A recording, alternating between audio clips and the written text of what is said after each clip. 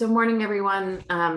As always, welcome to the Biomass meeting, and my apologies that I'm always feel like a little delayed in getting you all an agenda to prep. So I did send one out yesterday afternoon, played some catch up on minutes and posting of documents that were left over from the previous meeting back in the middle of July. And know that I've had some follow up with some of you about perhaps an amendment to today's agenda. So let's start first with the minutes from the last meeting, which are linked in this agenda that Billy dropped in the chat for me. And then are also, I had sent to you via email. They're brief. Any comments or changes you'd like to see? Could you drop them in again, please? I guess because I was late, they're not on there. Oh, yes. Will do. That's right, the Zoom. Thank you.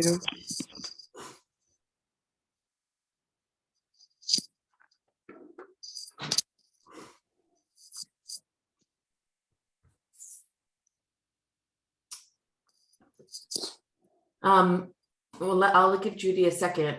One of the comments about today's agenda was that from the last meeting we held, there was a follow-up document that was sent from Darren Springer at BED around life cycle analysis of the Mcneil plant. Adam, you were part of that. I did attach that to the last meeting website so that folks could see it, and also shared it with you all directly in the email yesterday afternoon. And Judy, I know we wanted to make sure we had time to discuss what that analysis was suggesting about overall fossil fuel consumption at Mcneil. And it's also, a lengthy, longer document. And so happy to make time at the end of today's agenda, because I've scheduled you all a half an hour longer. We have a little more room in it, and I'm welcome to, spend time talking about that. Also appreciate that what I wanted to do before we dove into the presentation today is talk through some future meetings and some other potential speakers that have been suggested to me by some of you as members, and see how much we want to make space for conversation in meetings, or just request that we individually review things so that we're bringing a collective understanding back to the table when we meet. So knowing that I didn't share that document till yesterday, if folks, we can make time to review it today, or as we now, Judy, contemplate the upcoming meeting schedule, I'm going to take better notes so that we have good records, so that we have a schedule coming up and can make time to talk about it at a future meeting.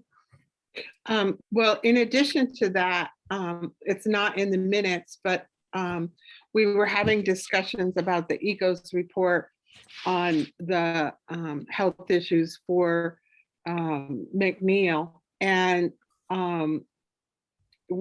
I clearly asked you if we would be continuing the conversation this meeting, and you said yes.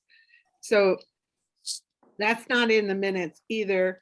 But we need to continue that conversation, because I have additional information to document that report as well. And I had put the link in the last chat meeting because you asked for it. So I'm assuming people read it, but I don't know. Maybe it's a big assumption. So the minutes, I think the minutes should reflect that we're supposed to have additional conversation on both of those items. Okay. So let's start with the minutes. I can make changes under the section around the presentation from BED to add the ethos report, as well as the need to follow up for conversation around the fossil fuel report, which I did link in the minutes, and the ethos report at a future meeting. With those changes, are the minutes okay? Yeah. Okay. And I have that report because I have the chat from that meeting, so I should be able to easily add it. Let's spend a few minutes then talking about upcoming meetings, as well as the agenda for today. The Chase had sent me a number of great additions for reports for us to consider for review. I've added them and linked them for today's agenda, and I wanted to talk through with all of you a schedule for upcoming meetings. Our next meeting after today will be joined. Billy's been helping me plan, thank you, with Tony D'Amato from UBM, who's looked at the use of biomass and the role that it has in, if you don't cut trees in Vermont, the larger implications of where we import wood from. And I think he's extrapolated that study for all of New England, and he'll be talking about the role of biomass management and keeping forests. Vermont Coverts will be joining us, I believe, and staff from FPR in the role of helping support landowners. So that's a conversation about the role, starting to sort of bleed into biomass procurement and thinking about the options that biomass provide as a forest management for landowners to maintain woods. That's confirmed, and that will take up the majority of that meeting, if not the whole meeting. Judy, go ahead. Before I move on. Jane, I'm confused because we keep having speaker after speaker that wants to talk about cutting down trees, not cutting down trees, where we cut down trees for biomass. And all of these health issues, in my mind, are questioning, do we want to continue with biomass? Mm-hmm. And I haven't seen anybody that, except the very first couple speakers gave a couple of sentences that address that. So mm-hmm. Do we have a speaker that's going to address continuing the use of biomass? Because we just keep talking about, yeah, mm-hmm. Let's do it. Yeah. Well, I appreciate that there's further studies and analysis to look at with respect to health implications. We did explore it with Jared Ulmer, but it sounds like I dropped the ball on some of the studies that you wanted me to pull together for a future meeting on those other health implications. Let me walk through what we have here as upcoming meeting possibilities, and then talk about sort of the flow and nexus of where the gaps are, and make sure that we address that. Because I did talk with Jared as well, and he directed me to CDC reports that say directly the opposite of what you presented the last time. What I presented, or Jared, you mean? Jared presented, yeah. Oh, my understanding from Jared was that, well, I don't want to speak for Jared, but Jared felt like he had tracked down all that he could to and couldn't find any direct evidence around direct health implications in and around Mcneil. Well, I was able to do that with the CDC reports that he suggested. Okay.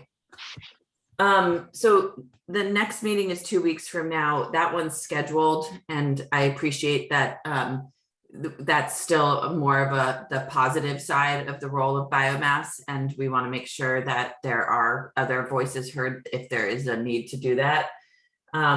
Chase has suggested 3 excellent studies, one of which does play into the role of health implications, the Bunicor study.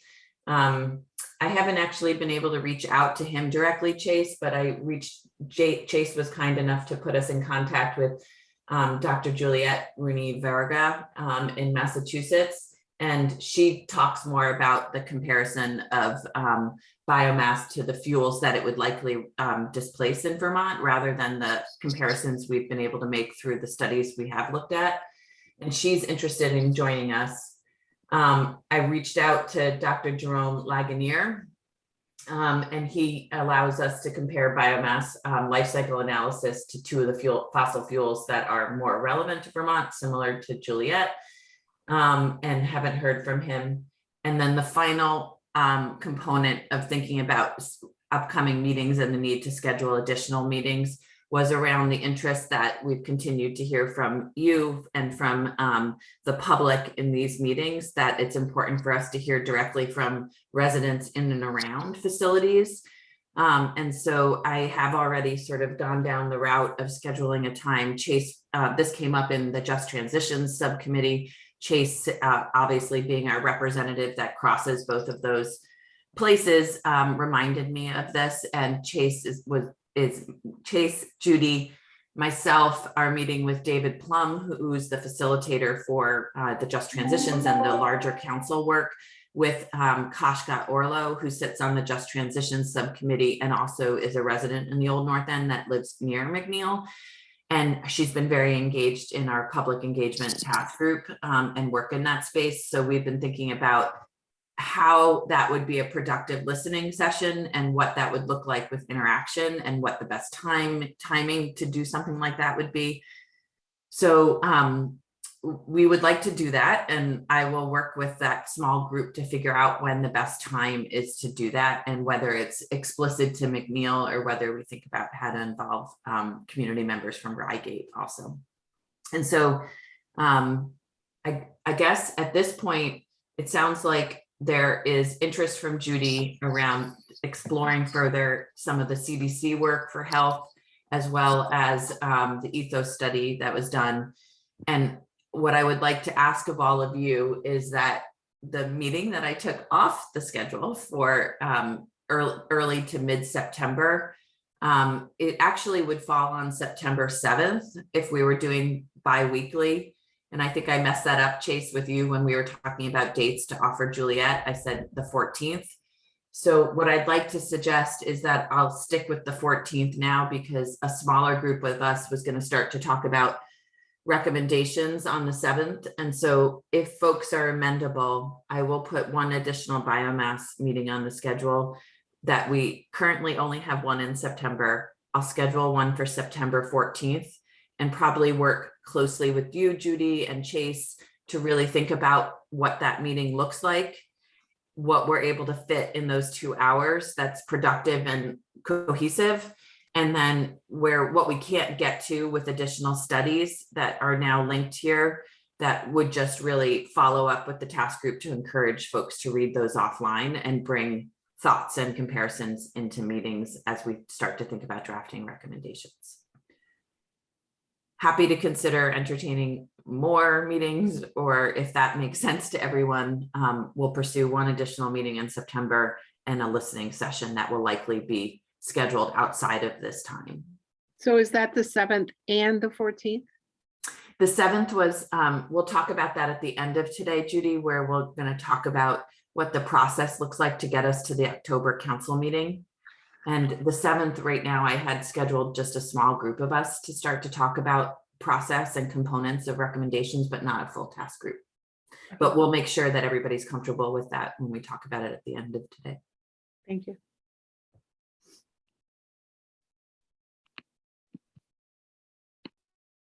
Nobody seems to be jumping at even more meetings in September, but is everybody comfortable with an additional meeting in September and a listening session? Great, thanks, Adam. Okay. Judy, knowing that if there's time at the end today, knowing that our guests are here for the presentation now, I'm happy as we talk about process to also make space if there's time to revisit the study that Darren sent, as well as the ethos study today. But I know that I have not read the full study that Darren sent us around the fossil fuel life cycle analysis, because I just was prompted to ask him for it on Monday by you, and then shared it yesterday with the group. So, but happy to provide space for initial takeaways.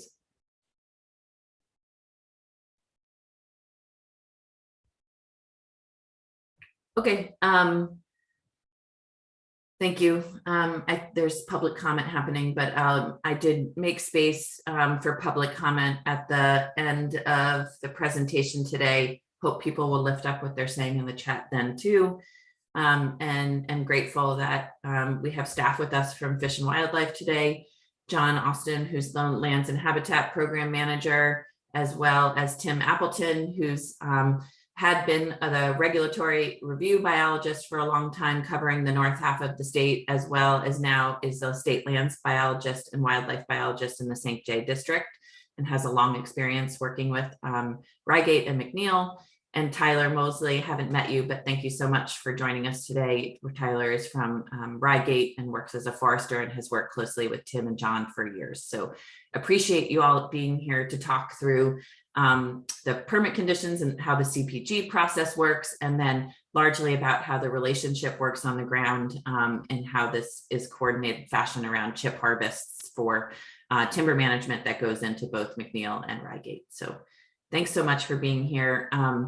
The members of the task group have their cameras on. Just so you also know, Liz Miller is with us. She is a member of the task group officially, and Megan O'Toole is traveling via car, but also listening in, and a member of the task group. So that's largely the group that will be asking and interacting with you all around questions today. And then I know that you've been gracious to stay through public comments. So if there's questions or comments, then you can hear them also.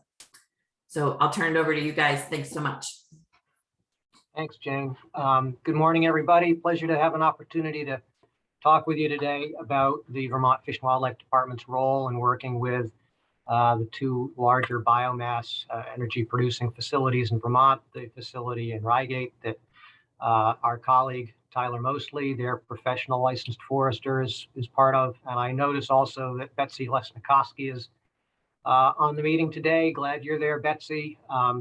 So I'm going to give an overview of the Vermont Fish and Wildlife Department's involvement in working with these two biomass facilities, the history of what that's looked like, a little bit about the mechanics, and then I'm going to turn it over to Tim Appleton, one of our senior wildlife biologists who has extensive experience working with the forestry staff from both facilities.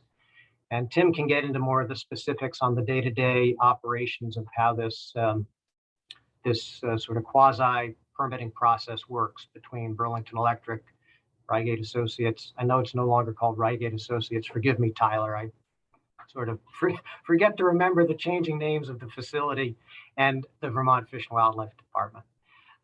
So maybe before I do that, for those of you who aren't as familiar with how and why the Vermont Fish and Wildlife Department deals with land and habitat conservation efforts and where this sort of work fits in the larger scheme of our conservation work, I'll just give a thumbnail sketch of all of the land conservation work that we focus on.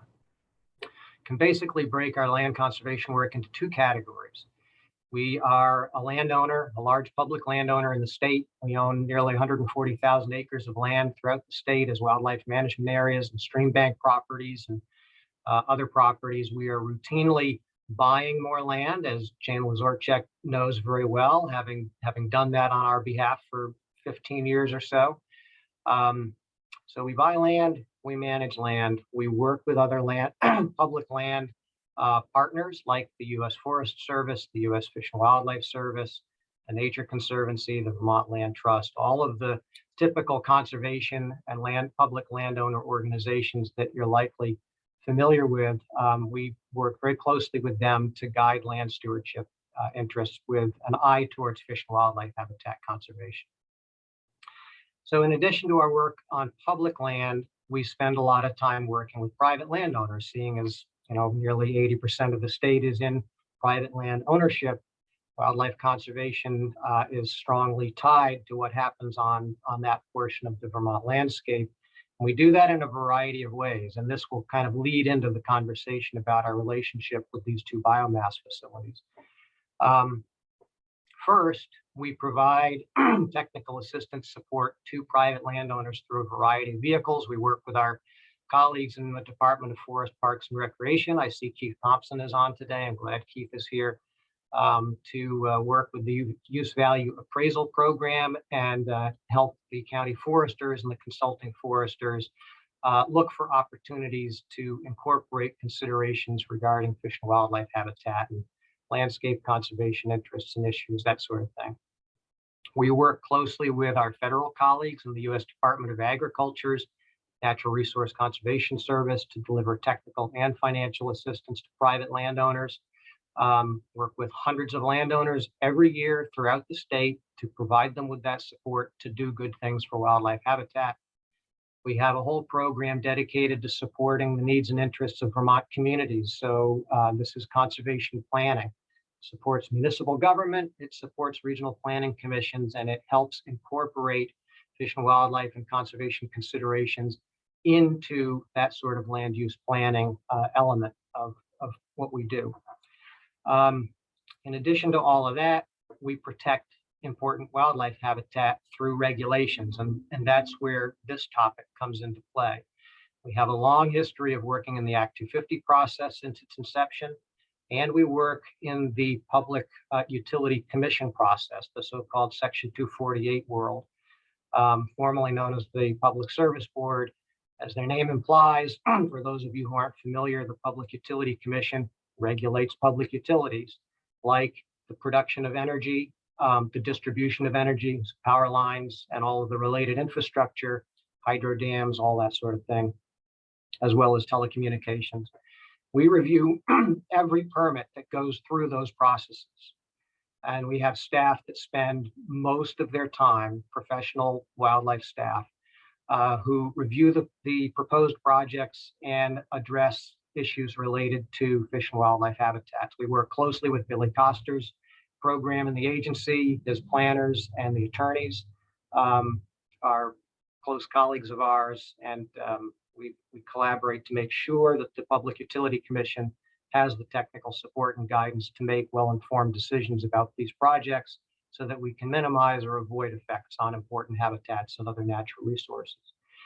So moving into the topic of biomass facilities and the Vermont Fish and Wildlife Department's role with the biomass facility in Reigate that Tyler Mosley is a part of, and the Burlington Electric Department biomass facility that Betsy Lesnikoski is the chief forester for.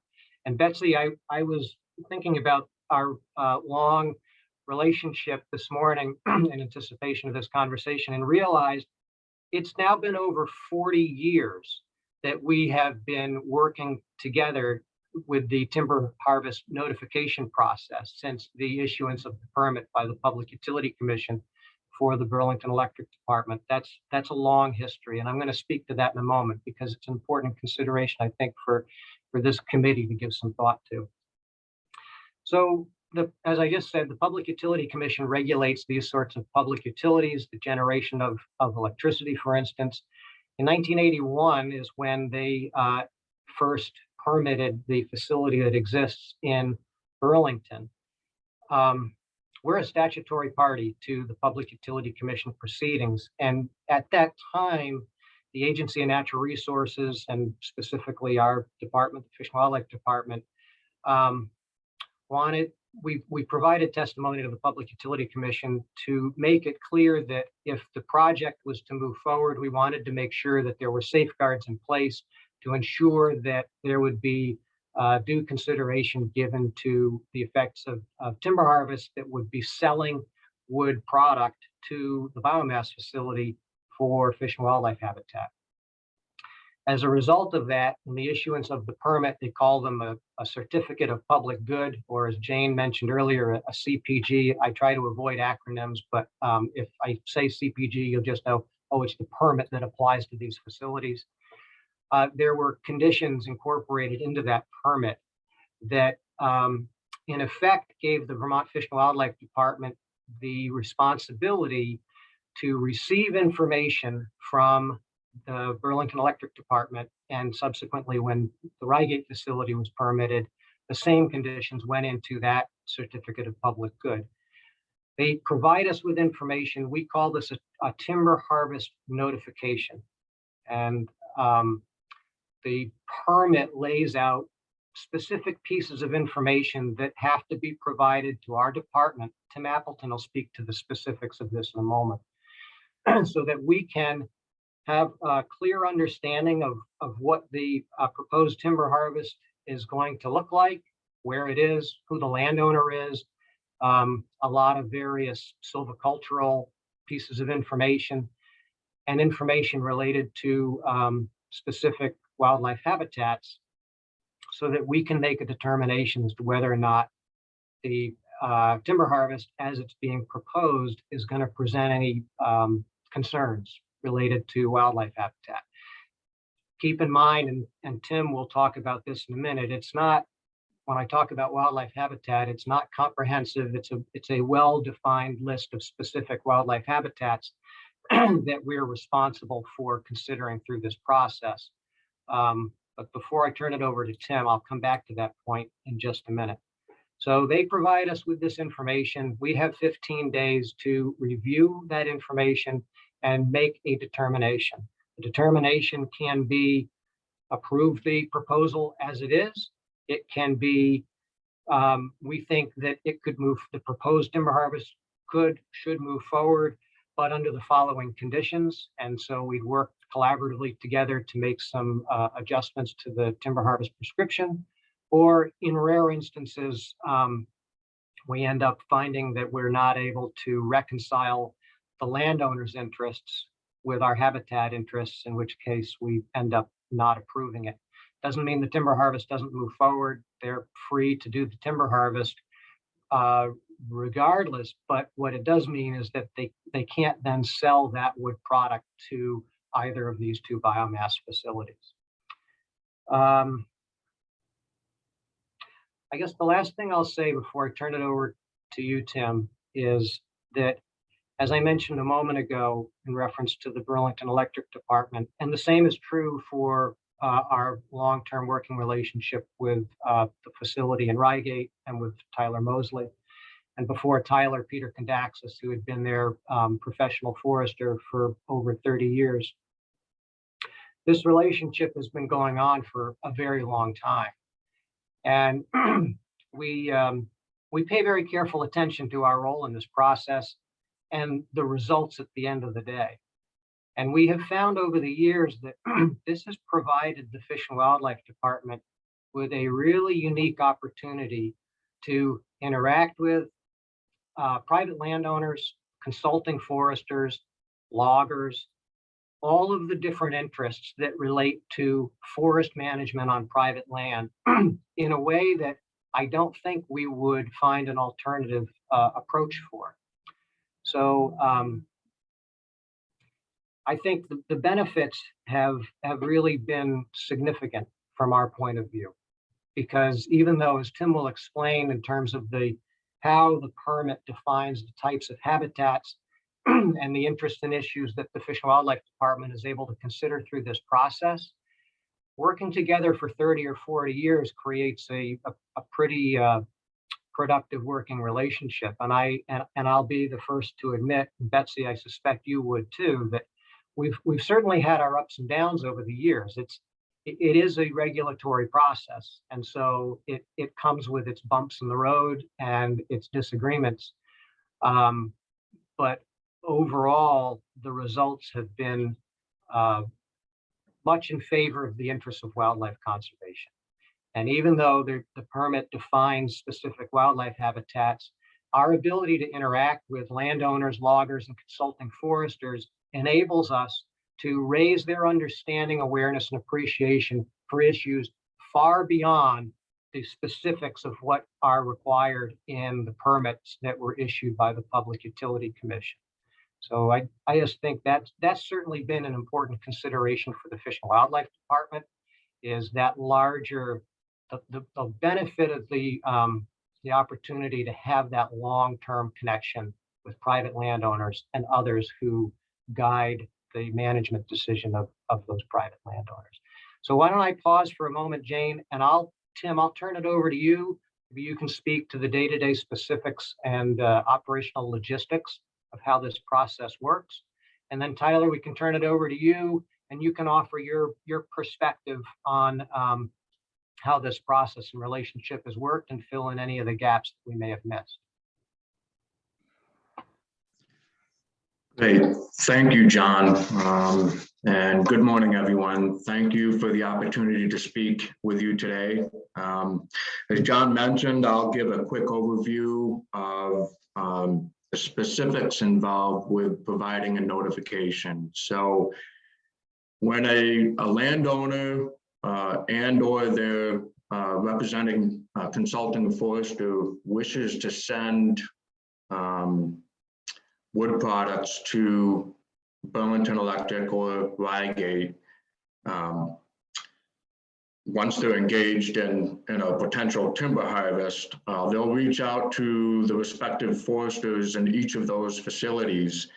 And that forester will create what's called a timber harvest or a chip harvest notification, which is essentially a one-page document with a map. And on that cover page, there's a certain amount of information that needs to be or is required to be provided as dictated by the CPG, the Certificate of Public Good. And that includes the landowner's name, the harvest location, which is typically the town, and a verbal description of the harvest site, the acreage of the harvest site, the harvest contractors that are involved with the harvest, the harvest information, which is typically a description of the stands to be harvested and the silvicultural treatment that will be prescribed for the harvest. Again, a map of the harvest area that shows the locations of all streams, rivers, lakes, and ponds, and the approximate date of the harvest. That gets sent to several of us, or one of us that's engaged. The staff at Fish and Wildlife is responsible for specific geographical areas across the state. And so the biomass forester, either BUD or Rygate, will send that to us. Once we receive that, we have 15 days to respond. And we'll typically start with a desk review, and we'll look at the harvest prescription and the location for potential impacts to very specific types of wildlife habitat as specified by the Certificate of Public Good. And those include deer wintering habitat, wetland habitat, habitat for threatened and endangered species, and which can include significant natural communities or state significant natural communities, and riparian areas that are associated with streams, rivers, lakes, and ponds. No harvest can begin without receiving approval by Fish and Wildlife Department. Based on the review that we typically do, we'll refer to GIS mapping and aerial imagery, and in relation to the prescription that is proposed, we'll make a determination if there is an impact or if there isn't an impact. Sometimes it can be pretty easy to know that there won't be an impact, and we'll just go ahead and send an approval right away. If there's some questions, we may end up contacting the foresters involved to get more information. And then if that doesn't alleviate our concerns, we'll follow up with a site visit.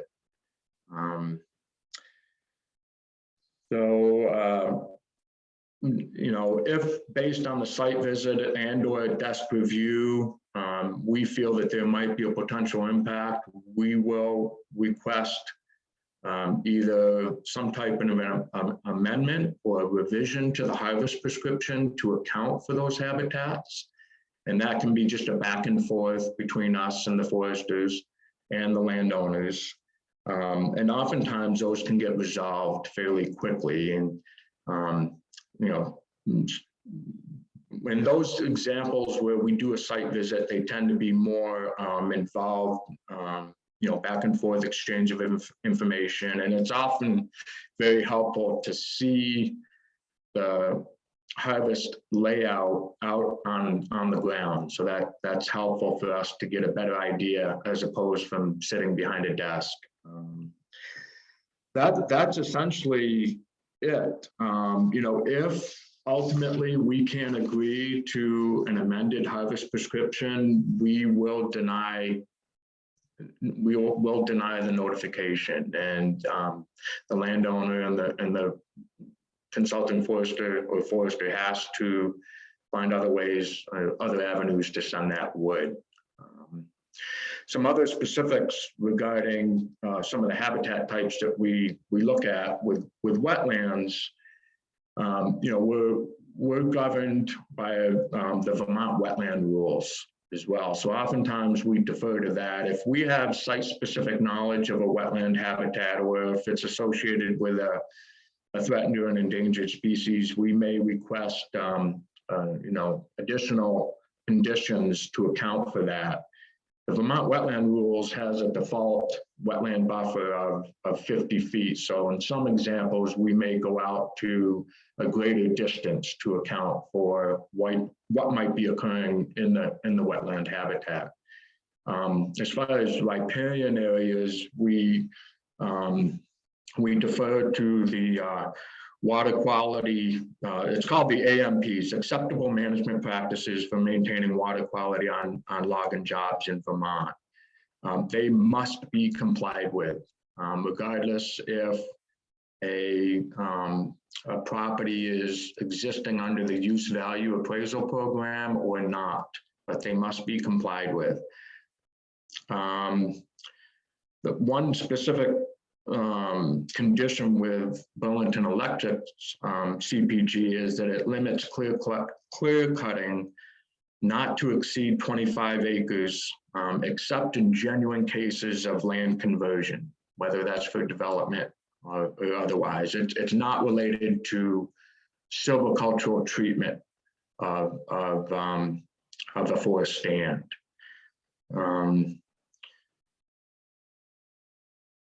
So BUD and Rygate must comply with all terms and conditions of their harvesting policies.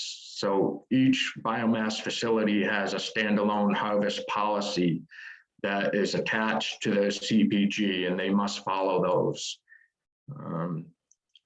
Wood that's procured from out-of-state landowners must comply with all applicable environmental and harvesting standards of that jurisdiction. Wood can only be accepted from harvest operations in Vermont that have been certified by a professional forester, a professional forester.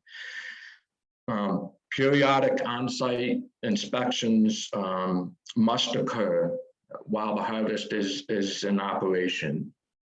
That is typically done by the foresters that represent each biomass facility, but in some instances, if there's a habitat concern,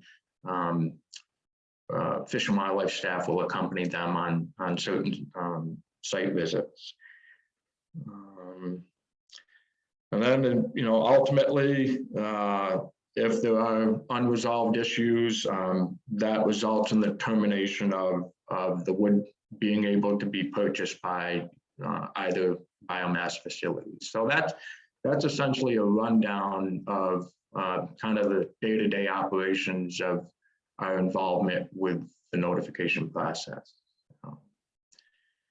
I guess with that, we can turn it over to Tyler. Thanks, Tim.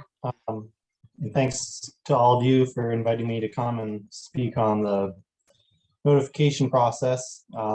Just to give you some background, I started this job about 3.5 years ago. I was a consulting forester in central Vermont before that, working primarily on private lands enrolled in current use.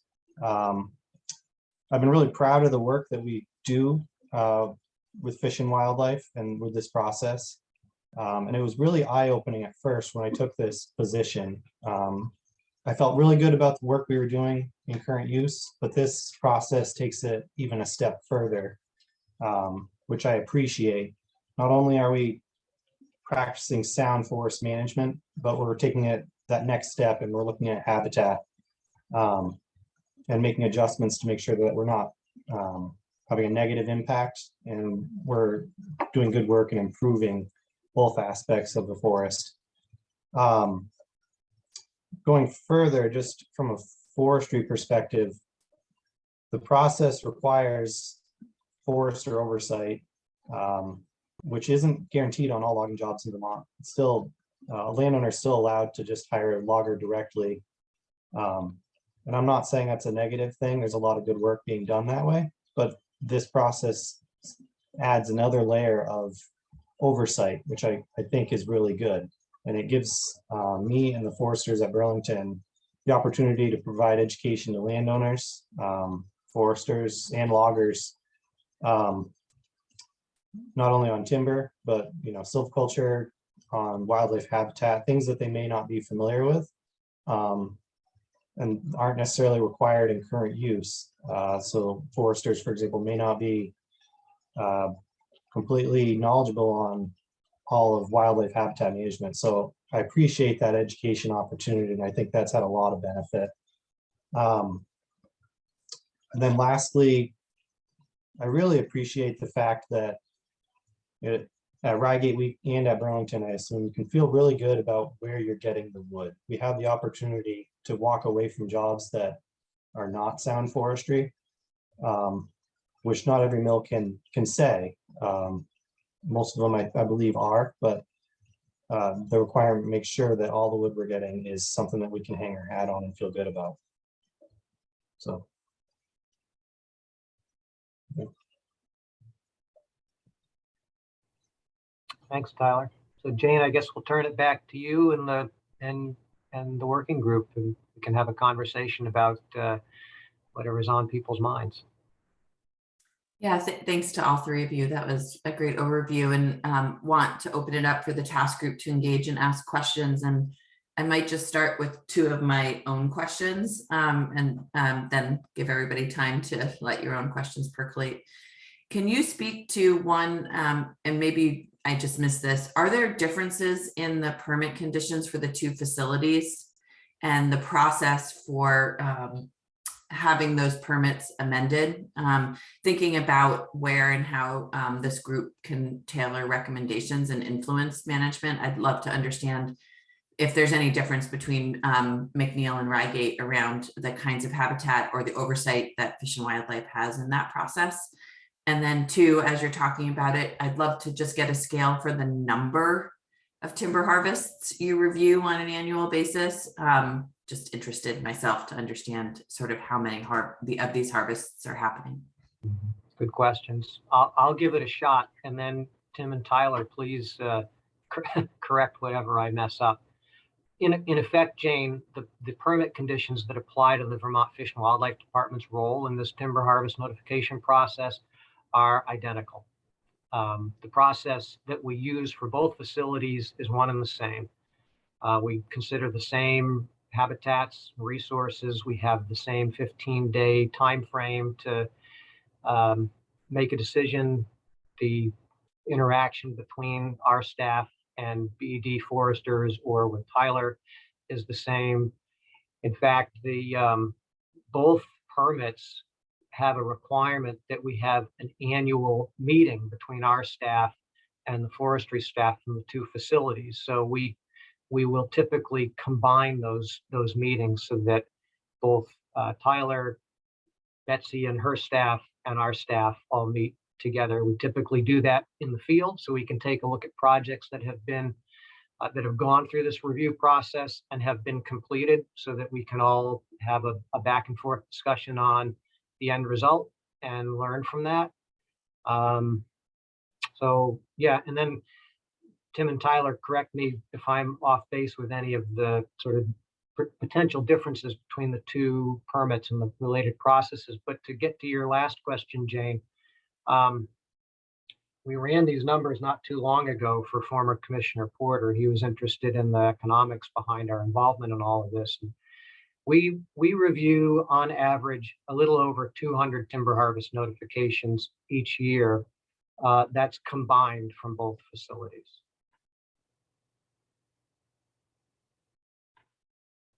Tim and Tyler, please offer any other information or perspective that I might have missed or overlooked.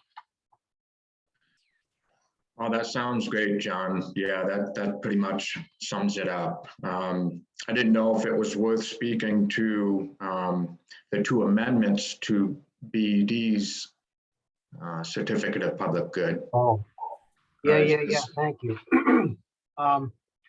I forgot about that one. So this was back in 2010, I believe.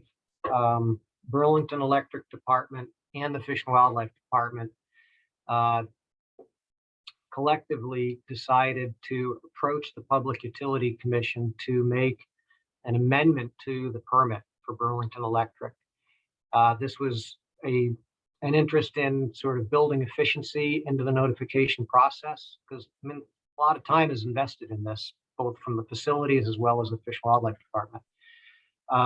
The amendments addressed, so Burlington Electric, and Tyler, I'm not sure to what extent your facility procures a lot of wood from like residential or commercial projects that have been permitted through the Act 250 process. But with Burlington Electric, sometimes they're procuring wood from land clearing that is associated with regulated development that has already gone through the Act 250 process. If that's the case, then the Fish and Wildlife Department has already looked at that property and that project and has made a determination one way or another as to whether or not there are concerns around fish and wildlife habitat, threatened and endangered species, rare natural communities, all the issues that we tend to address through the Act 250 process. So in effect, to look at it again through the timber harvest notification process is redundant. We're not really gaining anything in terms of resource protection. So we approached the Public Utility Commission and asked for an amendment to their permit that would eliminate the requirement for them to submit a notification on timber clear, where they're going to procure wood from land clearing associated with previously permitted regulated development. And that's not the case with the facility in Reigate. But only because the facility in Reigate was not interested in pursuing that, which is fine. Yep, that's right, John. So we do procure wood from some of those Act 250 projects, and I still notify you guys of those harvests, even though it is a little bit redundant. So the other requirement in the Burlington Electric Amendment was that they provide an annual report to the Fish and Wildlife Department that basically itemizes all of those projects that they did not notify us on, so that we have, some measure of accountability for how that exemption is being employed. That's great. Thank you. I actually have more questions, but I'm going to pause my own questions and see if anyone, Adam, you had your hand up, but it went down. Does anyone from the task group have a question right now? I had a question for the group. Adam, go for it. So, I mean, these are regulatory requirements on the harvesting for wood in Vermont that's feeding to these systems, to the wood energy systems. If a harvest job doesn't meet the requirements and you reject procuring wood from that harvest job, does the job still go ahead, and is it done anyhow in feeding other markets, whether it be to power plants in New Hampshire or Maine, or to the pulp market or firewood markets? I'm just curious about, like, if you reject a harvest job, does it still go forward typically? Yeah, I'll take that. Yes, the job more often than not gets completed. The wood just can't come to Reigate or Burlington. There are chip mills in New Hampshire which don't have the regulatory process. They can accept that wood. Sawmills, firewood producers can still take that wood. It's unusual for that to happen, though. I mean, we typically, there are some years where we don't deny any of the proposed timber harvests. And in the years when we do run into the rare and unique circumstance where we just can't reconcile differences in interests, I don't know, Tim and Tyler, it's maybe one or two in a year. Yeah, that sounds right. And it's also pretty rare that a job gets approved and then becomes non-compliant. where partway through the job, I have to walk away and say I can't buy the wood. Usually you try to work with the logger to get the job back on track, back in compliance, and only if they aren't willing to do that will we walk away. Usually we can all work together and make it work. Judy. Thank you. You use the word silviculture and forestry interchangeably. As you know, silviculture is a traditional native science. And the definition I have of that is different than how you were explaining it. Could you please define the differences between forestry and silviculture in your work? That's a good question. I would look at silviculture as the practice of forestry on the landscape, the carrying out of different practices to achieve the goals that the landowner and the forest manager would have.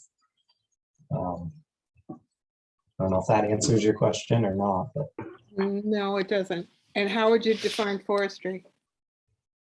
forestry is the science of managing forest land. So you're giving me the same definition, right? With different words. I guess so. They're pretty similar in my mind. Forestry is a science and silviculture is the practice of forestry, I guess.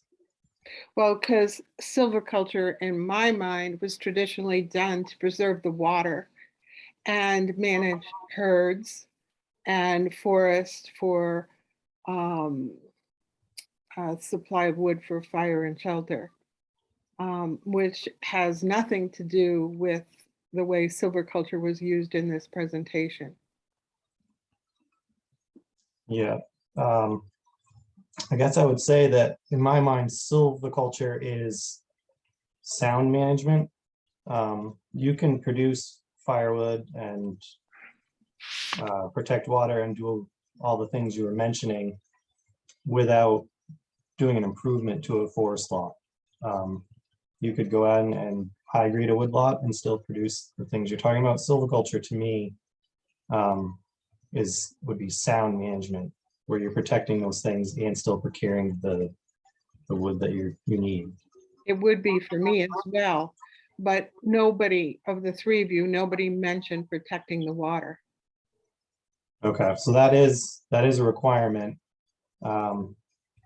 We have to follow the AMP's acceptable management practices that the state has. They have a document online that's on there. And that lays out buffer sizes based on slope percentage. And those change for whether you're practicing silviculture or development, clearing projects, wetland protections, heavy cut permits and all that. And I have one more, if you don't mind. When I look, I've never been to Rygate. When I look at it, it's on close to the Green Mountain Forest and it's close to the Connecticut River. Is that correct? We are directly on the Connecticut River. On a Wahana. I wouldn't say we're very close to the Green Mountain National Forest. We're right on the New Hampshire border. Okay, so my question is, are there monitors to measure particulate matter on the smokestacks of Rygate? Yes, I'm certainly not an expert in that, but I know that you guys have talked to the folks at Burlington, and we have all of the same protections that they have and measurements that need to be recorded and reported. Okay. I guess I'm not sure that they're on Burlington. We didn't get an answer to that question. So you guys are all saying you're all the same. And so either they have it or they don't, and you either have it or you don't. So I don't know. Do you know positively you have it? I know positively we have it, yes. Thank you. Judy, in those, if I remember when on one of our previous meetings, and if I was savvy enough going back and forth with my husband's screens, I could drop it in the chat, but hopefully someone can. The permits that we did post when for Mcneil and Reigate speak to the monitoring that they have to do for air criteria pollutants, and both facilities have monitoring stations and have to report annually on criteria pollutants, which go beyond the greenhouse gas emissions that we're really focused on here as a task group, but also speak to all criteria. pollutants. And I did read that, but what my question is there a monitor on the tops of the smokestacks? I To mean, I measure don't know the- where the monitors are actually, but I can't imagine that they're not right where the smoke's coming out, but they're Megan. I'm so glad the air quality person is raising her hand. Go for it. Yeah, and I think, Jane, you're right that taking a look at the permits is a really good place to start in terms of understanding specifically what monitoring requirements exist, at least under the jurisdiction of the Air Division. But where the monitors are depends on what is being monitored. These facilities have monitors for, I think, at least 2 different criteria pollutants. And so depending on, like I said, what pollutant is being monitored will depend on where the monitor is actually positioned. And I don't think that it's like technically like at the top of the stack. Yeah, so I mean, I haven't had a chance to re-review that information in the permit just in the last 5 minutes, but Judy, if you have questions about, the monitoring provisions in the permit related to the criteria pollutant emissions, then I can connect you with our engineering division our engineering section in the Air Division if you have any questions. I would like that. Thank you, Megan, because I did read that and I did ask several people that question, and they said there was no monitor at the top of the smokestack. Yeah, and that's probably just like I said, because depending on what you're monitoring, it's going to vary. Not everything is situated in the same place, just because technically that is not really realistic. But if we're talking about health issues and what's coming out of that smokestack, we need to know the particular matter that's coming out. It sounds like what I'm hearing, and I could be wrong, Megan, but it sounds like the more efficient location of where you're going to be able to capture those pollutants is where the monitor is placed, and that might not necessarily be at the top of the smokestack. Right. And I think, what's also really important to understand in the permit is that all these facilities are limited in the amount of particulate matter that can be emitted on an annual basis. So I think it's really important to look at that as well. Because there's an allowed emissions and there's an actual emissions that occur, and they're almost always different, but obviously they can't exceed the allowed amount. So yeah, and we had that discussion at great length last meeting, and that's the issue I have, because their permitted number far exceeds what is healthy. Oh, based on what? Not based on the allowed use, because they're not hitting above the allowed use. So right. They're permitted in such a way that keeps the state of Vermont in compliance with our national ambient air quality standards for particulate matter. So I guess that's the health-based standard that we abide by in issuing our permits. Mm-hmm. We discussed that last time. Okay, I think I missed the last meeting because I was on leave, so I'm sorry if I'm catching up. Thank you. any other questions? I have a question just around, especially since you brought up the amendment to BED's permit for Mcneil.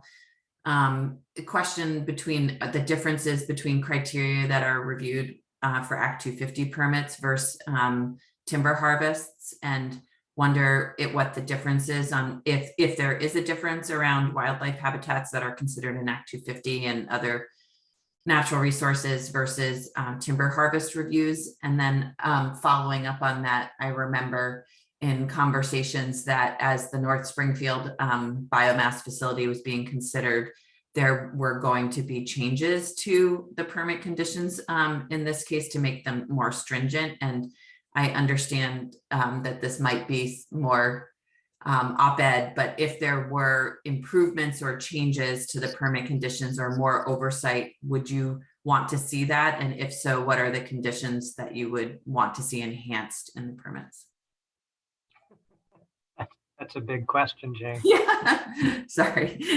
Well, let me answer your first question, the difference between what's considered an Act 250 versus what we consider through this notification process. The notification process, what we consider in this notification process is very clearly and specifically defined within the permits for each facility. So we really don't have any authority to go beyond that. But as I pointed out earlier in my opening remarks, the benefit of this long-term collaborative relationship between the department and the two facilities, in addition to everybody else who's involved in this dynamic, from landowners to loggers to foresters, is that in the course of interaction and conversation about the management of those properties, in many cases, we do go beyond what's specifically required in the permit for the biomass facilities.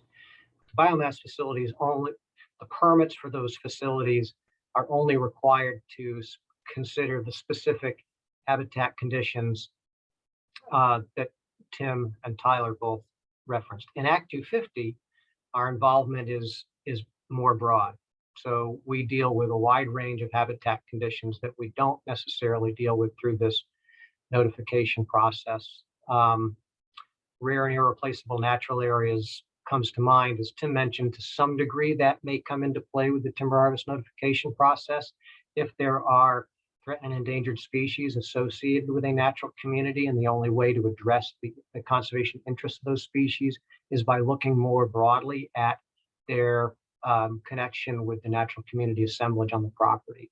So to some degree that comes into play, but it's more routine in the Act 250 process and is more specifically addressed there. Another one is we deal with a variety of habitat conditions that are important for black bears in Act 250. That's not required in the timber harvest notification process. We would consider things like moose winter habitat and high elevation zones in Act 250. We don't consider that through this notification process. But again, both of those examples are habitats that have come up from time to time in the course of our conversations with our colleagues through the timber harvest notification process. And in many instances, we still look out for the interests of those habitat features. So I guess there is a difference. I think it's a significant difference, but that difference is offset by the value of the sort of the collaborative dynamic that tends to play out in our work with the two biomass facilities. Your question about the project that was proposed, another biomass facility that was proposed down in, I think it was Ludlow. This was maybe, gosh, 15 years ago now. I know Keith Thompson was, yeah, Keith. I can speak to it if you want, John. Oh, that'd be great. Sure. So there was a plant proposed for North Springfield, probably close to 8 or 10 years ago. I think as this group discussed, looking at a new electric-led biomass plant, is a pretty significant consideration in the state. It presented an opportunity to really focus on forest health in a way that the review of the existing plants, hadn't 20, 30 years ago. So our agency had proposed a suite of permit conditions that expanded consideration and protection of a broader range of wildlife habitat, as well as looked at prescriptions related to silvicultural practices to retain coarse and fine wood matter in the forest, and had a number of provisions related to maximizing forest health. So it went beyond what was currently in place for Reigate or Mcneil. Obviously, those conditions wouldn't apply to Reigate and Mcneil. They would only apply to that new plant had it been permitted. Ultimately, that project didn't go forward. So it's kind of moot. But yeah, there was many years of work done to try to develop a new suite of procurement standards if a new electric lead plant were to move forward in the state.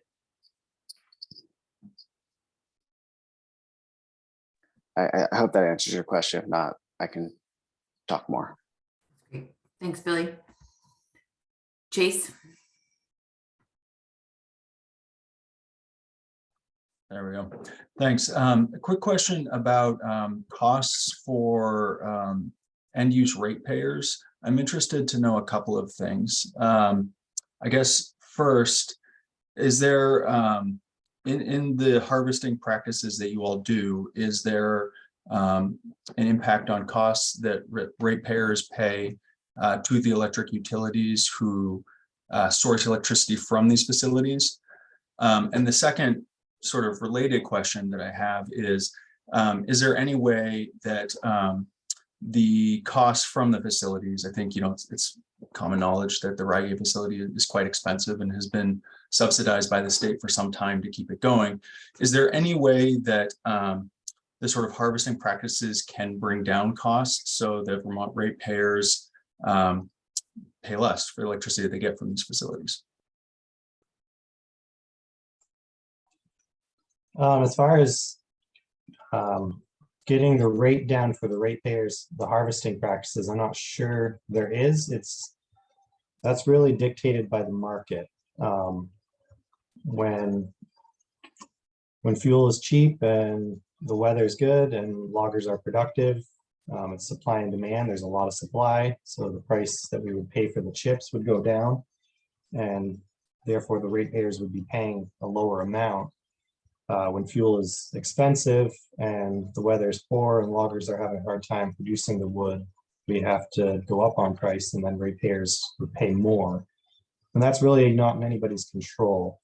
And I guess, could you just say the first part of your question again? I didn't quite get that. So I guess I was just, what you said makes sense. I was curious to know, is there any way that these harvesting practices can be modified in some way to bring down rates, what are otherwise, pretty costly facilities for the generation of electricity? It sounded like it was a little bit out of your control, but I just wanted to ask about that and make sure. Yeah.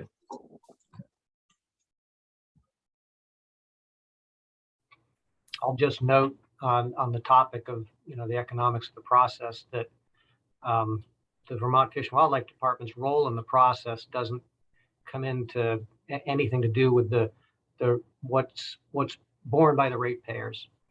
And the cost of our involvement in the process is entirely built into our own budget. So there's no funding received from either facility. There's no funding received from the Public Utility Commission. It's our involvement is just something that we have to plan for every year through our own budget means. That's good follow-up. Thanks, John. Any other questions from the task group before I move for comments from the chat and or public comment generally?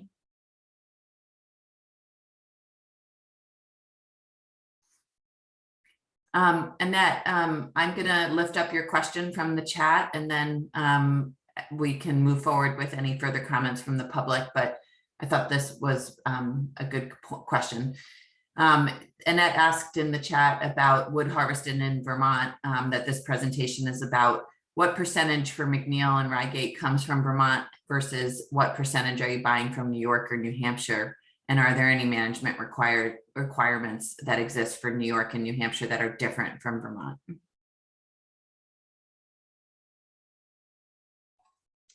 I can't speak for VED, but the percent that we buy from New Hampshire varies year to year. Again, it's kind of dictated by the markets, the weather, fuel prices, all of that. The majority comes from Vermont. We do buy a fair bit from New Hampshire just because we are right on the Connecticut River. And right now, we're actually buying, this year we're buying more. I've only been there 3 years, but out of those 3 years, we bought more milled residues simply because the logging industry is kind of reeling still from COVID. There's a lot of loggers that are looking for help. Diesel's really expensive. So logging production is down, whereas the sawmills still have a steady supply. The management requirements are different in each state. New Hampshire still has laws. I'm licensed there. buffer laws, stuff like that. But they don't have the habitat requirements that the Vermont jobs have to go through. That's only for Vermont harvests. Thanks, Tyler. Annette also asked a question, and maybe you know this, John, maybe you don't, but around sort of the percentage of the Fish and Wildlife budget, so time, money that actually goes to this kind of biomass work. Well, funny you should ask. And this has been a topic of conversation with former Commissioner Porter. And you know, we're a small part of a larger state government, and we're typically, you know, rubbing nickels together to make ends meet. So we're always mindful of the cost of this sort of work. I did a budget analysis on this a few years ago. I'm trying to decipher it right now as I'm talking with you. In the scheme of the department's budget, which is typically $22 million thereabouts, it's a very small percentage. I'm not sure it would be 1%. But as Tim mentioned earlier, we have at least 1, 2, 3, 4, 5, 6, probably 7 of our staff over the course of a year who are part of this process in one way or another, some more so than others. Tim, for instance, you know, spends a fair bit of his time each year guiding this process. There's another biologist, Noel Dodge, who spends a fair bit of his time. We've got several others. And then there's other experts in our department that come in from time to time to provide specific expertise, like Bob Pop, our botanist. If we have a rare threatened or endangered plant issue that needs special consideration, we would bring in Bob Pop. But generally speaking, you know, we're looking at our involvement in this process on an annual basis costing less than $100,000 a year. Thanks. I'll just add, Jane, that the kind of regulatory work of the department and the agency more broadly is underfunded, you know, generally, and falls to our base budget. I was trying to pull it up, but I have a document that kind of shows the annual costs of the agency, all 3 departments in the Act 250 and Section 248 process. And, you know, it's well north of $1 million, I think probably closer to $1.5 million a year. And we only bring in about $300,000 to $400,000 in fees from those programs each year. So the vast majority is covered by general fund or other sources that come into the department. So that's a long-term structural issue that applies not only to chip harvest review, but to all the natural resource protection work that we do in the regulatory context. Yeah, that's a good point, Billy. I mean, we have a technical assistance grant. It's a federal grant that relies on Pittman-Robertson funds. We have to match it with 25% non-federal funds. That's typically either from general funds or hunting and fishing license revenues or things like that. And in the scheme of our habitat protection work, as Billy was saying, we spend, you know, upwards of $500,000 in our Act 250 world, the 248 world, the timber harvest notification world, that wetland permit world, that sort of thing. Judy?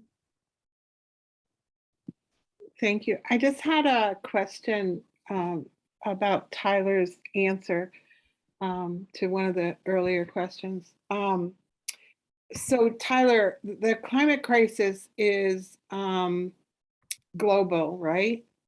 And so if you go to New Hampshire or Mcneil goes to New York to get wood because they can't meet the requirements of getting it in Vermont, that in your mind, does that solve the issue of cutting down trees and burning as it relates to the climate crisis?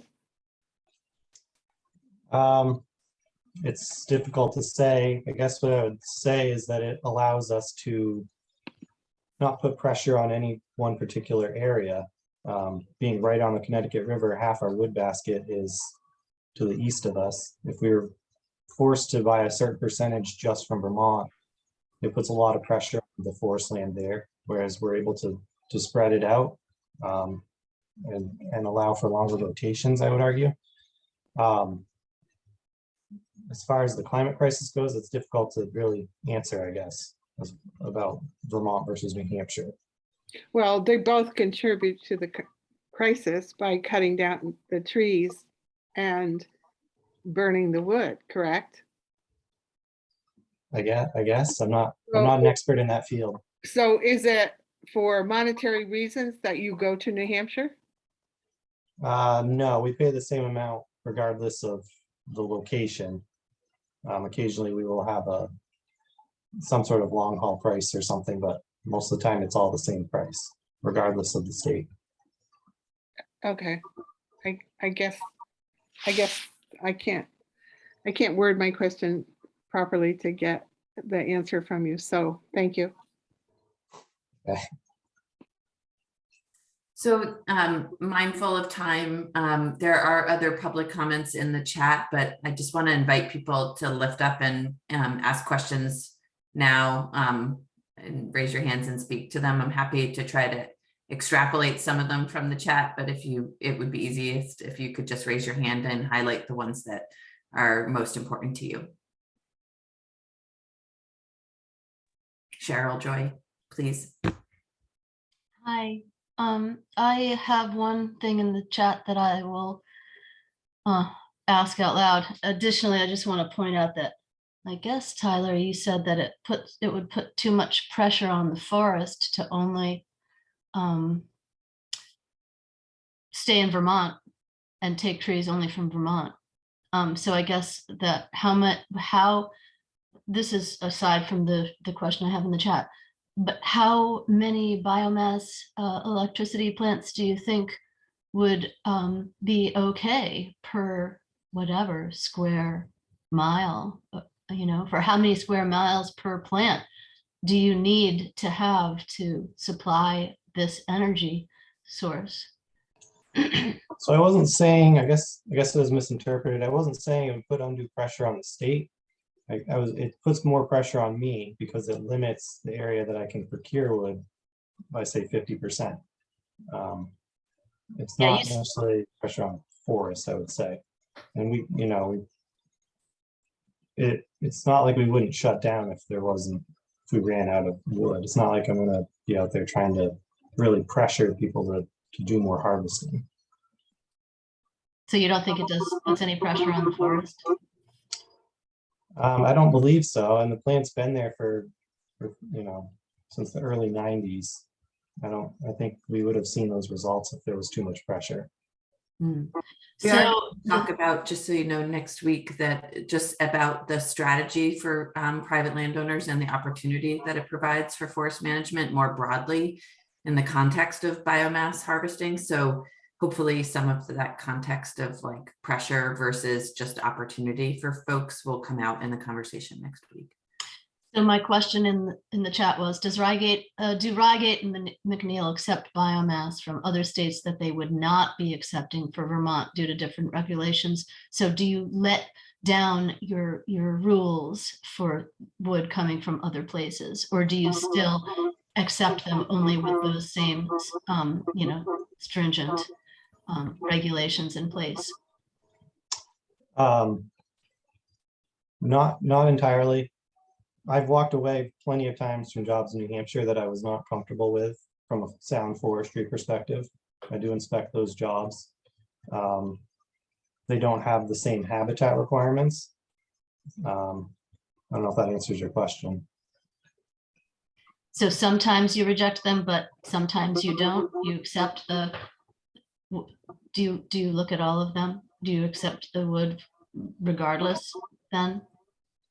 In other states. I guess, could you be a little more specific? Like exactly what would I walk away from or not walk away from? Or? Do you have the same rules for other states than that you have for the state of Vermont would? So we are required to ensure that the harvest is following the laws of that state.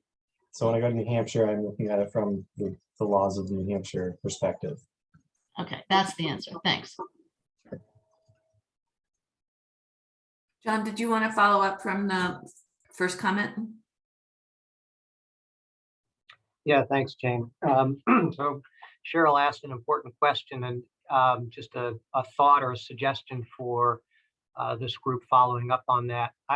Billy, I could swear that same question, the question about how many biomass facilities can the Vermont forested landscape support, given sort of the normal rate of procurement from these types of facilities? I could swear that was something that was addressed through the initial proceedings for the proposed plant down in Ludlow or Springfield. So there might be some information that would enlighten the group on that question if you were to look back in the record on that project. Yeah, I can speak to it briefly. I think this is up to, I'm gonna word feedback, but regardless, the natural growth rate of the forests yields a certain amount of tonnage each year. If you take all of the harvesting and consumption into consideration, there was significant amount of growth that was still available to a new plant. So I think at this point, Vermont's forests are growing more wood than is consumed. So that gets to that pressure question to some extent, but there's obviously other considerations beyond just the amount of forest that's growing.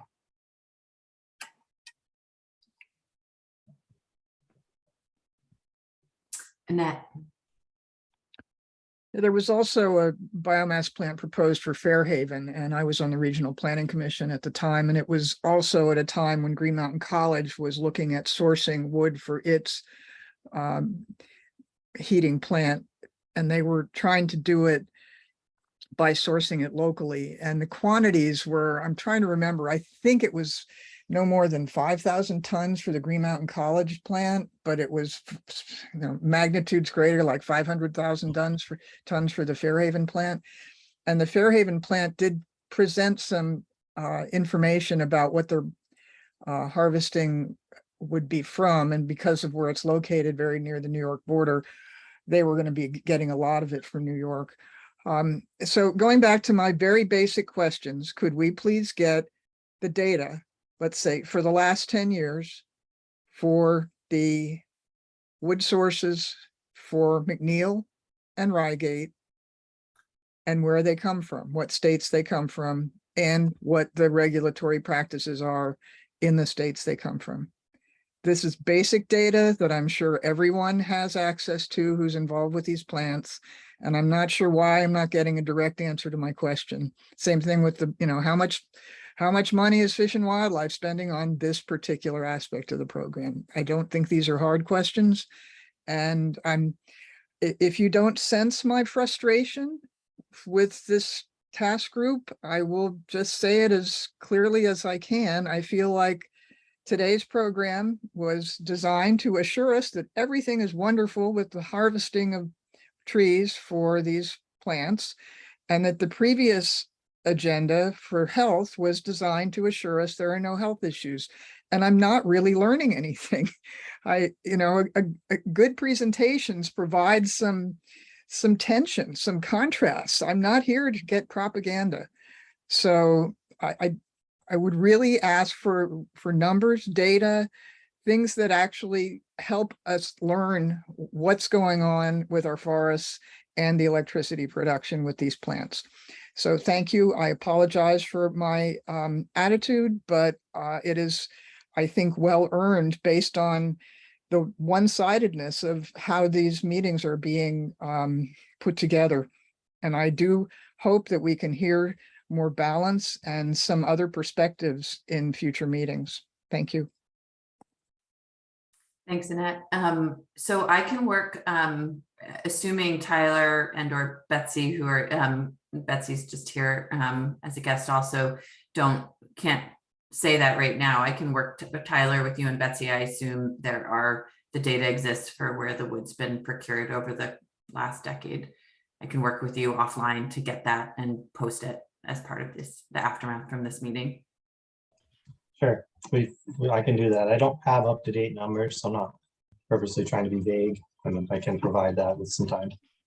That's great.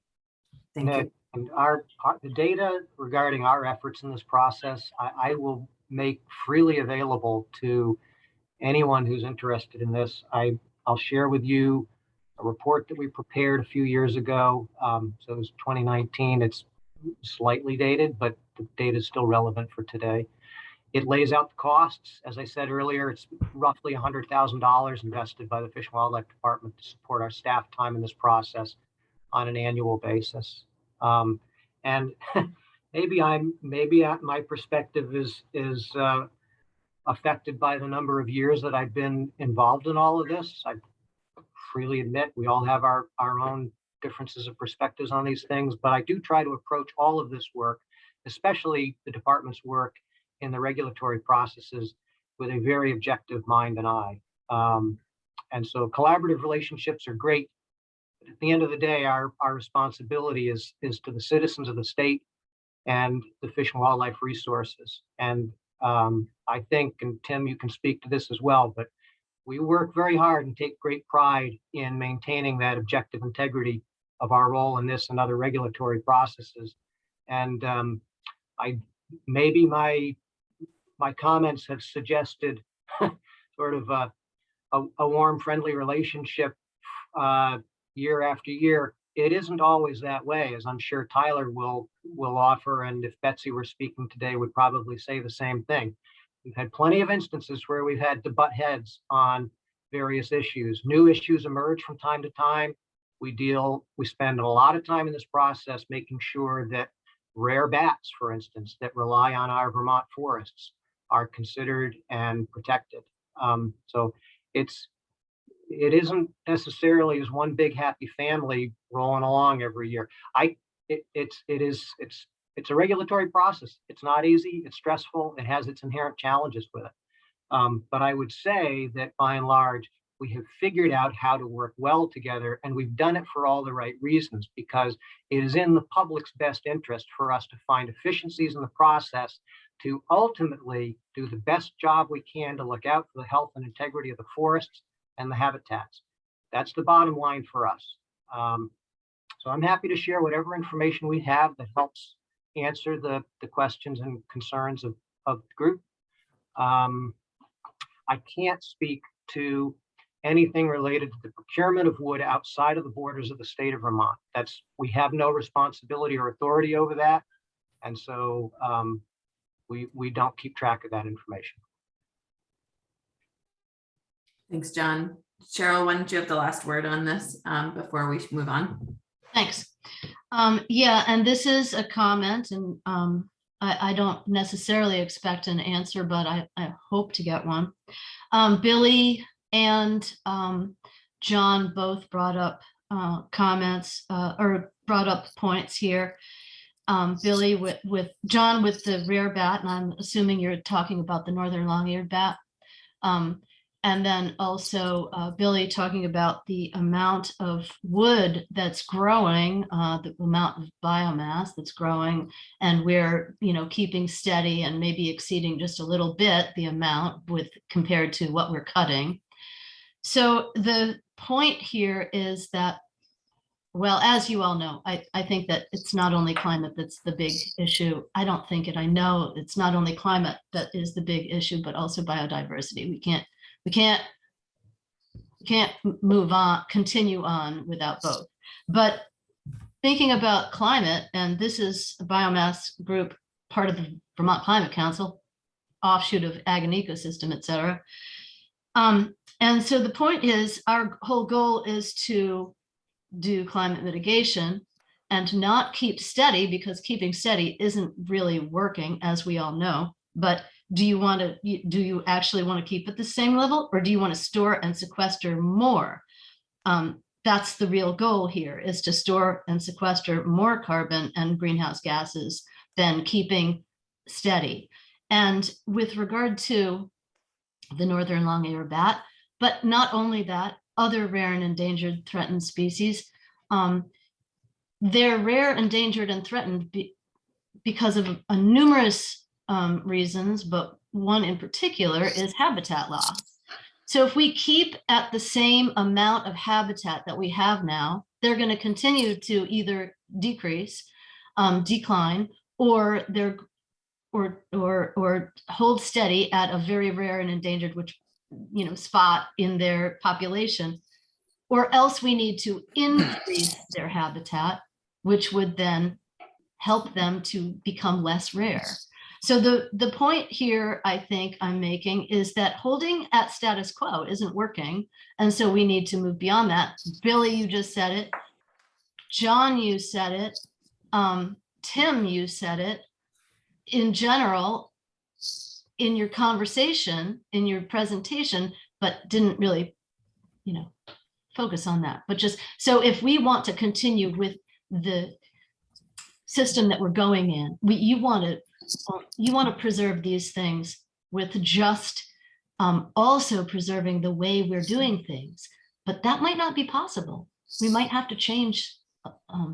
So that's it for now. Yeah, I'm happy to respond to that. Thanks, Cheryl. I think first with the bats, I think primarily those species are listed due to white nose syndrome, which affected a lot of the bat populations regionally. There's certainly been some habitat loss, but I think to the larger point, we all agree that our forests are critical to store and sequester carbon. I've long said our Vermont forest is our greatest asset when it comes to mitigating climate change in Vermont and helping the state adapt and be resilient in the face of those changes.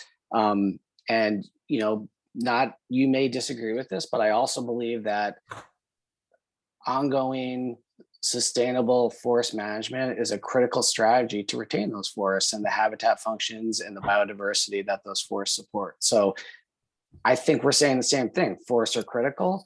And I think that I believe a mix of managed forests, unmanaged forests is a way to get there. It allows landowners to maintain those large tracts in an unfragmented state, discourages other land uses that converts forests to land cover that does not support those functions and values. And I think that's a critical path for Vermont. So I think we agree in the outcome. We may just have different views on how to get there. So thanks for your comments. Okay, I want to really thank, I think both Tyler's still here. I could find you on the screen. I really just want to thank Tyler, Tim, and John for being with us today. I'll work with them to get some of the follow-up data and documents to share with all of you and post going forward. And just want to appreciate that. I only asked them to be here for an hour, and if you have other places to go, please feel free to do that now. And I really appreciate you taking the time to both thoughtfully present as well as interact with the public and their comments today. So thanks so much for being here. You're most welcome. And I appreciate everybody's thoughtful questions and interest in this. Yeah, thanks for the opportunity to speak. Yeah, thanks, Tyler, so much. So we are scheduled to go just till, I had us on the agenda till 10:15 today. I have you booked till 10:30. Wanted to talk briefly with all of you following up on this conversation, any further feedback on the upcoming meetings as we discussed this morning, and then briefly touch on process and schedule to get us to the council meeting this fall. As a reminder, this does not have to be sort of the end of this task group, but the current schedule, as we committed to with the council, was to work with this group until this fall and put forward recommendations for the council to consider as it considers other addendums to the climate action plan this fall.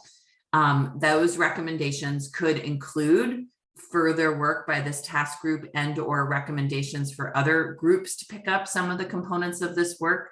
But at this point, I think that there are some components of the discussion we've been having that would now allow us to make firm recommendations, perhaps in some space, and more statements, as well as next steps to further investigate around some of the other components of the scope we originally considered. So what I'd like to just suggest to you all is the council picks up meeting in September. The transportation task group is further along in their recommendations and actually have fully drafted their recommendations for the council to consider. So the agenda for the September council meeting will really be focused on other work that the council plans to do this fall, and then substantive work around the transportation recommendations. And Pat and I had discussed looking at the October council meeting as a place where the biomass recommendations would start to be discussed, some of the background shared work of this task group. So that meeting is scheduled for October 17th. So it gives us roughly 2 months to sort of start to think about where we're going to be able to get to for that. I had reached out to a small group of you thinking about a cross-sector representation from the various subcommittees and interests to think about how we start to formulate some recommendations that would be vetted in this more public meeting, but appreciating that drafting in public meetings doesn't always go that well, and it's better to vet some preliminary ideas. I had reached out to Judy, Richard, and Charlie Hancock, and now Chase also from Just Transitions. So had hoped that Pat and I could sort of start to throw spaghetti at the wall and then work with that group to sort of tailor a suite of recommendations that now starting in September, we as a group would start to vet in these meetings so that we could see if there's consensus around components of the scope and where we need to do further work and how we articulate where that further work lives, either in the council or outside of scope. So I'd like to see if everybody is game for that process. It doesn't take away the public input and vetting of those recommendations. It just allows a small group to really craft a document to post and share with all of you, and comment and feedback would still be very much welcome and incorporated through a public process and meetings. So that was a lot, sorry, but just the general takeaway is that we'd like to move to having a draft set of recommendations for the October meeting, middle of October, knowing that we won't be able to get there firmly in all spaces, but we'll be able to articulate next steps associated with learning and the scope where we aren't able to conclude. Judy, go ahead. I personally would like to see some of the answers to questions that haven't been finished yet before we start making suggestions. It just feels like there's a lot of questions about the air quality component, the health component, the use of the general use of biomass. And I would like to see some answers to some of those before we start developing questions. Chase? As the liaison from Just Transition Subcommittee, I think I too would just say that it'd be really great if we could start to bring in the voices and perspectives of the people who live adjacent to and are impacted by the decisions that we make, so that those considerations, voices, and lived experiences inform the recommendations and aren't just reactive to them. So, you know, I think that Jane, I really appreciate the steps that you're taking to get that process rolling, and hopefully it can occur soon and can then help inform recommendations. But I just think it's worth saying that having that process occur before the recommendations, I think, is very important from a procedural justice perspective and from a just transition perspective. Yeah, I very much agree, and I imagine the whole task group does, and we'll work with all of you to make sure we have that public hearing before any thing is crafted. I don't want to call it a hearing, a listening session that's well facilitated for feedback. Thanks, Jane. And just to be clear, I see Cheryl's comment in the chat. The intent of this task group is very much, we made a choice because we know this issue is really important to Vermonters and wanted to hold this in a public space. But as this is a task group and not a actual subcommittee or council meeting, none of these meetings really legally have to be held in the public. And as far as drafting a document, I think the comment in question is not about, it's just about writing the document and then vetting it in these meetings so we have something to react to. Crafting a document while we're all sitting here and working just doesn't feel like the best use of time to me. So having something we can really react to and engage both as a task group, but then also with the public is where we want to get to and why we've made this choice to hold these meetings publicly. But nothing that stops us from writing a document to vet. Jane, I work with students all the time, and the one thing they always say to me is, don't plan anything for me without me. Guess I'm not sure exactly what that means, but thank you. Well, we're planning something without people who want to give input. I think that we'll have plenty of opportunity for input. It's just, I'm not, if others feel differently than me and want to craft and work the document in a public meeting, please speak up, but it just feels too inefficient at this point for me. I don't have a problem with working publicly. I mean, we have a lot of people that come to our meetings. Many never speak, but they clearly have opinions. That's why they're coming to these meetings. And I think it would be nice to hear from them as we craft questions. I'll work with Pat because I think that maybe I'm just stating something that's too final. I think that at some of our meetings, the questions around the scope, which we've already vetted publicly, is what we're trying to now put some answers or suggested next steps around. So those questions have been sort of put out there in a public setting around the drafting of the scope that this group's been working on. So the intent is to try to vet some of those, to bring suggested approaches to how we deal with those questions to the group. And it's not in any way intended to articulate the final roadmap. So Jane, I've heard that Keisha Rams, she graduated from UVM in 2008, I believe, from the Natural Resources Department. And her thesis was on the impacts of the health of the people around Mcneil. Is it possible to get her to come in and speak about that? I haven't seen that document. I have a relationship with her. I'm sure if she was interested in talking about that I'd be more than happy to invite her. That feels like an appropriate setting for the listening session that we're talking about with the impacts around Mcneil. And I'm not quite sure, I'm not familiar with that. But I think that feels relevant to what we're talking about to make sure voices and other opinions around the facility are lifted up. So yes, I'm happy to reach out to her. And if you have that document or access to it, I'd love to see it. I haven't read it yet. I've written to her and asked for it. Yeah, she's spoken to the council on on the environmental justice bill and beyond, and I could send her an email now and see if she has that or is willing to share it. Thank you. So we have the next meeting, as I suggested earlier, we have Tony D'Amato coming in to speak about biomass, FPR, and then Vermont covers from a landowner perspective. Let's make sure that since that meeting is scheduled for 2 hours, that Pat can really help us start to look actually at the questions and start to think about how we're going to frame out responses and where and how that makes sense procedurally based on timing, which we'll have better understanding and knowledge around when we're doing the listening session, what other speakers are able to join us for the September 14th meeting that I'll schedule after today's call. And then just think about,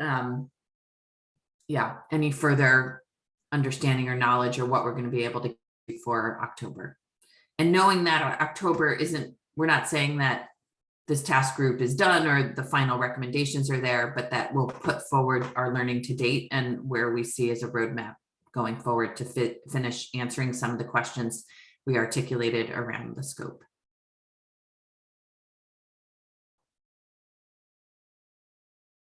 Any other comments from the task group?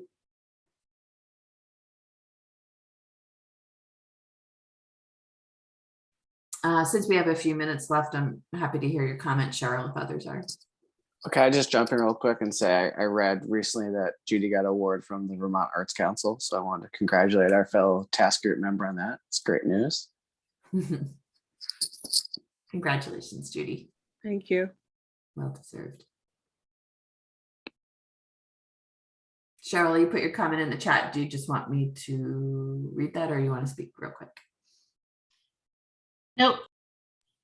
I would like it to be out loud because otherwise people don't see it or hear it at any time in the future. And if they view the video, they might hear the comment. And that is that Chase brought up equity and Jane brought up scope. Jane, you earlier said that the task group is only focused on greenhouse gases, but that is not the true statement. The task group is focused on not only greenhouse. Yeah, what? I said when we're looking at the regulating the facilities, we're talking more about the greenhouse gas impacts of those facilities. I didn't talk about biomass. Clearly, we're talking about biomass procurement and the role of forest management, so the larger implications of it. Right, and those power plants use the biomass, and so that their impact is not only greenhouse gases, it's all of it. So that's total impacts of biomass, not just greenhouse gases, and it's equity, not just for people, but for the habitat, for everything that lives there, the animals, the trees, the insects, the birds, the soil, water, air. Equity belongs to not only humans. And of course, it belongs to all humans, not only some humans. So I think that's an important thing for everybody to keep in mind. Also, again, keeping at status quo isn't a good idea. We're supposed to be increasing the carbon storage and the carbon sequestration. So to be removing things, and I apologize to the trees to be calling them things, but to be removing machines that take out carbon from the atmosphere and from the environment, and to store carbon for a long time, and then to just increase all the benefits of the carbon is really silly, if not more than silly. Thank you. Thanks, Cheryl, for always being here. And Annette, look forward to following up with the data questions that you asked. I'll make sure those documents are posted along with today's meeting minutes and videos so that they're easily accessible through the calendar link. Any other comments for today? Otherwise, I'll look forward to seeing everyone in 2 weeks.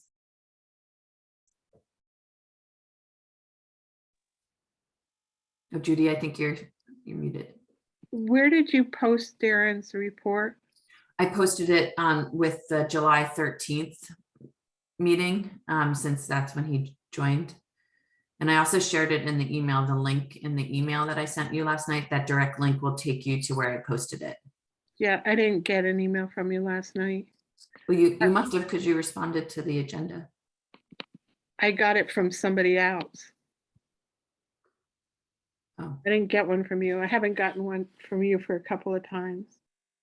Oh, I sent it to you yesterday afternoon, and I will check, make sure. I normally send it to both your JDAO personal email and your partner email, but I'll make sure if somehow it's just your partner email or something that's. I don't even know how to get into that. Okay, Marion and I can help you with your partner email, but I always copy your personal because I tend to know that you're using that more. Right. So. Okay, thank you. Yeah, I didn't get one. I got it from somebody else. Okay, well, it's posted, if you go to the calendar and click on the July 13th meeting, it's there too. It's there too. Okay, thank you. Yeah. Okay, everyone, thanks for sticking with us, and Chase for all your help with additional research, and Adam, you as well putting things in the chat. So thanks everyone, and I'll look forward to seeing you all in a couple weeks. Thanks.